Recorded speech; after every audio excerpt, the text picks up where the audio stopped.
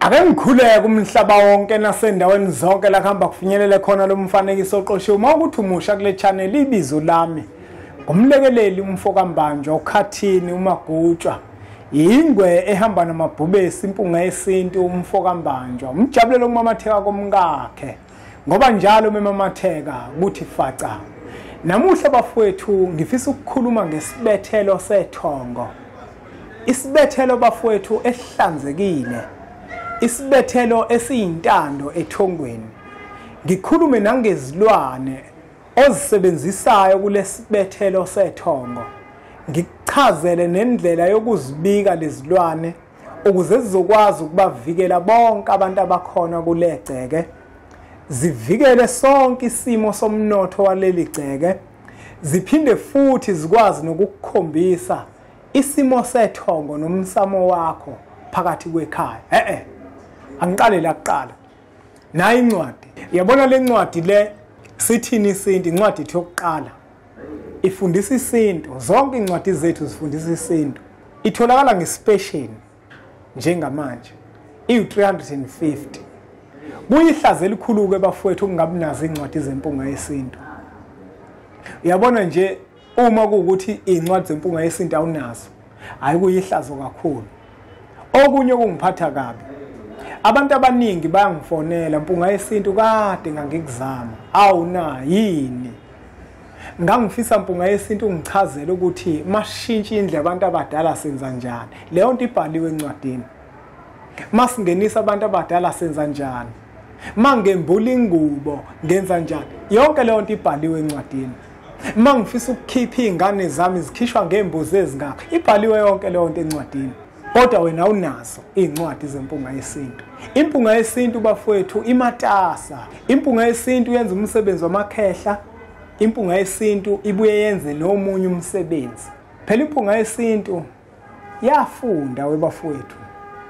Ningaboni nje ingenayo inswebo yesikole, ingasazi isilungu, kodwa impunga yesintu yafunda. Imatasa impunga yesintu. Impunga yesintu iyasebenza imini, iyasebenza ebusuku. Manje wena uma uzongifonela ufune into eke encwadini, angiphatheki kahle. 450 rand uma ukuthi wena ufuna ngikuchazele into eke encwadini. Mafuna ukuxoxa nje nami ngoba kuzoma umsebenzi wami 450. Ngoba incwadi bafowethu imibuzo eminingi, le ncwadi masizibhala sizibhala ngobuchule bokuthi siphendula imibuzo abantu ababhekene nayo ezinkingeni abanazo abangacaciselekile kuzona ezithinta isintu. 350 ke lencwadi uma sokuposela i450. Uyabona? Uma zizonke futhi impunga yesintu iyakwazi ukwenzela isephulelo uzithole ngo1200 kuhlanganise nendleko zokukuthumelela. Kuyihlazo ke bafowethu ungabi nazo incwadi zempunga yesintu le 350. Nonke labafowethu ngicela nizithenge incwadi zempunga yesintu, ziwusizo kakhulu okungenani nizithengele ukuhlobisa ngazo. Namuhla bafowethu ngifisa ukukhuluma ngesibethelo sethongo, isibethelo esihlanzekile. Ngifisa ukukhuluma nangezilwane esizisebenzisayo kulesibethelo sethongo. Ngikutshele nendlela yokuzibika lezilwane ukuze zikwazi ukuvikela bonke abantu bomndeni, zivikele isimo sekhaya, zivikele izinto eninazo phakathi kwegceke, ziphinde lezilwane zikwazi ukuthi zikukhombise isimo somsamo wakho ukuthi sinjani. Ukubethela ke bafowethu kuyinto enhle. Ungambiza umelaphi wendabuko azokubethelela. Ziningi izibethelo ezikhona. Umelaphi wendabuko angakubethelela ngesibethelo esihle akufakele izikhonkwane ezinhle ezingezuba nabungozi phakathi kwekhaya. Kodwa abantu abaningi abefani indlela abasebenza ngayo. Omunye umezobethela ukuthola ukuthi ukubethelela ngezilwane ezizophenduka ubungozi kusasa phakathi kwegceke likayihlo noma igceke likamkhulu wakho. Yingakho kubalekile kuwena njenganomuntu ukuthi uma uzobethela egcekeni awububuze abakuphethe, ulibuze ithongo lakho ukuthi liyahambisana yini naleso sibethelo ofuna ukuzobethela ngaso. Iyazi ukuthi ngelilanga inhliziyo yami yakababhlungu kanjani. kufika abantu la eMphelandaba umndeni wabusuthi lo mndeni uyazi kumanje nasehlala nezilwane sabi izinyanga yazosibethelela yasitshela ukuthi cha yona inazi izilwane ezosinikeza zona ezizosigada nangempela zisigadile njengamanje kodwa ithonga lisekho nangempela futhi inkinga esasibhekene nazo azisekho uyabona ngiyayithanda kodwa lenyanga ngoba yabatshela iqiniso ayikho into ebaluleke njenganokuthi uma uyinyanga umuntu umtshele umuntu uthi cha la ngizokugcaba ngesilwane la hayi ukuthi umuntu uvela uzomgcaba ngento yenhlahla mutshele ukuthi cha isipoki lese ngikunikeza sona athathe yena isinqumo sokuthi uyasithatha yini isipoki noma uqhubeka nosizi ngoba phela kumnandi nako ukuthi uqhubeke nosizi kunokuthi uphile nesilwane zikhona ke izikhonkwane bafowethu ezikahle uyabona ezingakwazi futhi ukuhambisana nalesibethelo sethongo uyabona bafowethu ayikho into ewukhiye njenganokuthi phakathi kwegceke ube nendlu yabantu abadala uma unendlu yabantu abadala uphinde ube nezindlu zabantu abadala wake wabonani esimeni la kuukuthi khona phakathi kwekhaya abantu banendle eyodwa uma benendle eyodwa bahlala khona bonke umama wale ekhaya ubaba wale ekhaya abafana bale ekhaya amantombazana wale ekhaya bonke balala khona wakwasibona leso simo leso wakwasibona futhi lesimo la utholoko ukuthi khona njengoba kade benendlu eyodwa base bakha enye indlu okanye ezinye izindlu base behlukana umama walala kwenye indlu nezingane zakhe zamantombazana ubaba walala kwenye indlu nezingane zakhe zabafana ukubabona ukuthi labo bantu bakhululeka kanjani ukubona amantombazana uma nawe senendlu yawo wodwa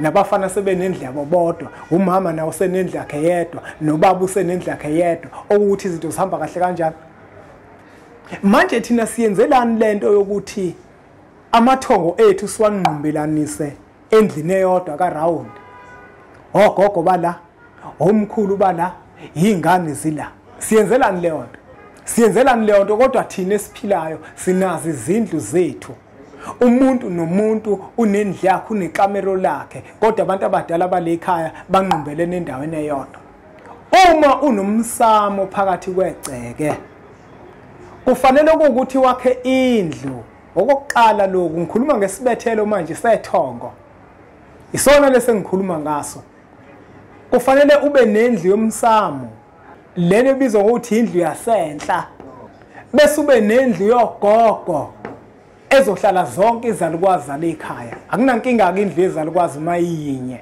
akunankinga lokho bese ube nendlu kakhokho wale ekhaya yahluka ke lena izindlu mina ngingathanda ukuthi ngithi izindlu zingaka ngike ngithanda ukuthi umuntu uhlale naye phansi sijule ngoba ukuthi lokho ukuthi omunye ukwakha indlu kakhokho wakhe kuzomqhatha ngoba uyise wakhe wengayakhanga indlu kakhokho wakhe bese manje kuyaphoqa ukuthi aqale eqala athethe icala likayise ukuthi akhele ukhokho kaBaba indlu acele kahle ukuthi baba ngoba wena umakhelanga ukhokho wakho indlu bengicela mina njenganendodana yakho ukuthi ngikwakhele indlu kakhokho wakho uyabona angithandi ukuthi izindlu ngithi izingaka ngoba thina siyimpunga yesintu sike sijule esintwini sibuke umuntu maqondana naye ukuthi yena zingakhi izindlu ezidingakalayo maqondana naye ngoba isimo esizalwe kusona sabantu asifani wakhe indlu kamkhulu zonke izindlu zabantu abadala bale ekhaya uzakhe kube ukuthi indlu kamkhulu wakhe ikhona indlu kakhokho wakhe ikhona indlu yogogo ikhona yabona ulungisa lesibethelo lesisethongo abantu abadala bale ekhaya manje banazi izindlu zabo uma kuukuthi lezi zindlu awunazo kodwa ninayo indlu yomsamo yakhe isibaya bese ubamba imbuzi ukhuphukele endlini yasenhla ubikela abantu abadala bale ekhaya ukuthi nasi isibaya enginakhele sona phela isibaya sisizinde esikhulu somsamo wale ekhaya njengoba wena sewakhe isibaya wasibika wathatha lenyongo yale mbuzi wahamba oyithele epalini kuyefana nokuthi usuyakhila indlu yamakhehla le ekhaya akusezukhaleleka kakhulu okukuthi indlu yamakhehla lekhaya ikhehla ngalinye awanazindlu. Kodwa uma sewakhe isibaya wasibika, amakhehla yobe sephuma ahamba ayohlala khona esibayeni, angahlali nogogo la nezingane. Uyabona? Uma ususakhile isibaya, isibethelo lese ngikhuluma ngaso, bese uthenga imfuyo, thenga inkomo, thenga imbuzi, thenga igusha nezinkukhu zibe khona egcekeni. Alifunakala igceke elingenayo imfuyo. Lezilwane esikhuluma ngazo siyimpunga yesintu ukuthi ziyasebenza kulesibethelo sethongo. Sikhuluma ngenkomo nembuzi negusha nenkukhu, ukuthi lezo zilwane kufanele zibe khona phakathi kwegceke, ngoba lezo zilwane izona ezikwazi ukuthi zivikele abantu bale ekhaya. Uma usuyithengile le mfuyo, into yokuqala kodwa kufanele ukuthi uyenze ukubamba imbuzi, bese uyayibika yonke le mfuyo ukuthi imfuyo yalapha ekhaya, ukuze ithongo lizoyazi ukuthi nayi imfuyo yale ekhaya, ukuze kuzothi uma kukhona umshopho ofuna ukwenzeka, ithongo liwuthathe liwuchithele emfuyweni yale ekhaya. Imfuyo bafowethu iyinqaba yokuvikela abantu bomndeni, iyinqaba yokuvikela yonke into ekhona egcekeni. Uma kukhona into embi, imfuyo phakathi kwekhaya mayibikiwe emsamo, ithongo liyakwazi ukuthatha ukufa obekuzaka kumuntu likuchithele emfuyweni. Kodwa imfuyo maningeke niziniyibike, kuzongena izulu phakathi komuzi, ngoba imfuyo le ekhaya niyibika ngithonga lazi ukuthi khona imfuyo le ekhaya. Kodwa uma ithongo nizolibikela ngemfuyo yenu enisuke niyithengile, ithongo lobe selikwazi ukuthi makukhona into embi efuna ukwenzeka phakathi kwekhaya noma phakathi kwabantu bale ekhaya, ithongo lobe selikwazi ukuthi leyo nto liyithathe liyichithele emfuyweni, ngoba le mfuyo niyibikile phakathi kwekhaya. Imfuyo bafowethu into ebaluleke kakhulu. Mawufuna umuzi wakini uqine noma umuzi wakho uqine, yakha isibaya, usibike ngembuzi, uthatha inyongo yaleyo mbuzi uyoyithela epalini esibayeni. Uthenga imfuyo, uthenga inkomo, uthenga imbuzi, uthenga amagusha, bese ubamba imbuzi, uyibike yonke imfuyo yakho. Uma usuyibikile yonke imfuyo yakho, ithongo lisuke seliyazi ukuthi le mfuyo imfuyo yale ekhaya. Sekothi uma kukhona into embi umshopho efuna ukwehla phakathi kwekhaya, ithongo lobe selikhetha inkomo eyodwa noma imbuzi eyodwa, lithathe lo mshophi liwuchithele enkomeni. Abantu abaningi imfuyo abayibiki, ithongo ligcine lingabi nako ukwazi ukuthi phakathi kwekhaya kukhona imfuyo ekhona.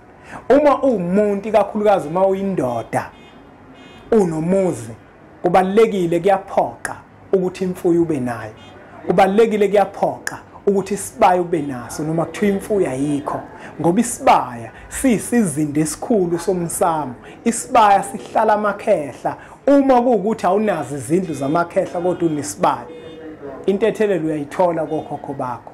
Hayi bafowethu, angingageqa amagula ngoba ngemuke. Isifundo sethu sanamuhla besike sibethelweni sethongo, ukuthi isibethelo sethongo ukwakha indlu, ungenisa abantu abadala. Uma usubangenisile abantu abadala, wakha izindlu ngokwehlukana kwazo, indlu yogogo, indlu yomkhulu, indlu kakhokho, uphinde wakhe nesibaya. Uma ususakhile isibaya, unemfuyo okanye wathenga imfuyo, bese uyayibika imfuyo, ngoba njengoba le mfuyo uyithengile, kubalekile ukuthi uyibike egcekeni lomuzi kayihlo. Ithongo lakho lazi ukuthi phakathi kwale gceke sekukhona imfuyo. Konke ke lokho kudinga ukuthi ukwenze ngembuzi, ukuze umphefumulo wayo uzoya kwelamathongo, uye kobika ukuthi phakathi kwale gceke sekukhona imfuyo. Uma kukhona imishophi emibe efuna ukwenzeka, thathani lo mshophi niwujikijele emfuyweni yalapha ekhaya. Ileso ke bafowethu isibethelo sethongo, isibethelo esihlanzekile. Imfuyo ke bafowethu ibamba iqhaza elikhulu phakathi kwegceke. Uma abantu abadala bale ekhaya bengekho phakathi kwegceke, imfuyo iyakwazi ukukukhombisa.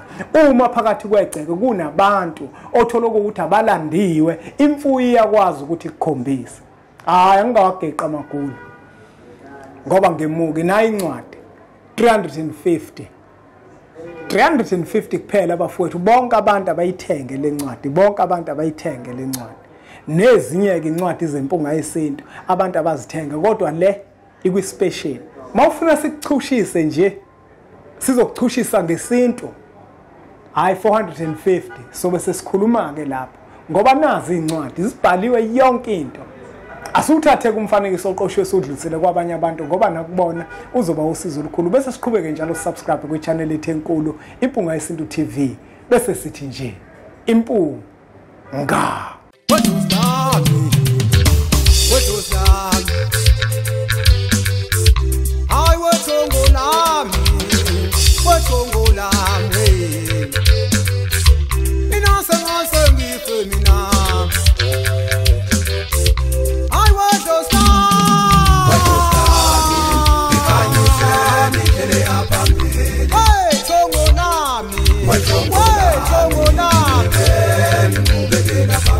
Ina sengife